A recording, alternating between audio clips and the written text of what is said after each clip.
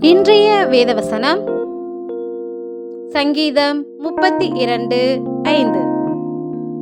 நான் என் அக்கிரமத்தை மறைக்காமல் என் பாவத்தை உமக்கு அறிவித்தேன்.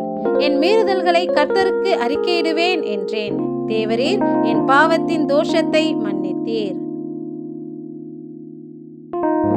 வேதாகமத்தில் தானியேல் தன் பிதாக்கள் செய்த தவறை தேவனிடத்தில் முறையிட்டு ஜெபம் பண்ணி கொண்டிருந்தான்.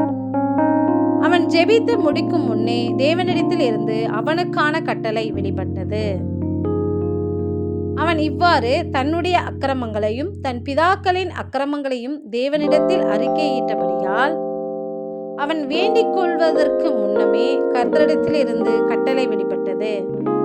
ஆம், என் அன்பு சகோதர சகோதரிகளே, நம்மளுடைய செய்கைகள் தேவனுக்கு முன்பாக வெளியரங்கமாய் இருக்கின்றது. எனவே தேவனுக்கு முன்பாக நம்முடைய மீறுதல்களையும் அறியாமையால் நாம் செய்யும் பாவங்களையும் கர்த்தரிடத்தில் சொல்லும் போது அவர் நம் பாவத்தை மன்னிக்க தயை புரிந்தவராய் இருக்கின்றார். ஏனெனில் அவரே நம் பாவ தோஷத்தை நீக்கிய பரிகாரி.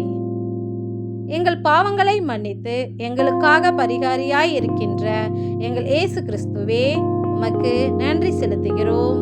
நன்றி.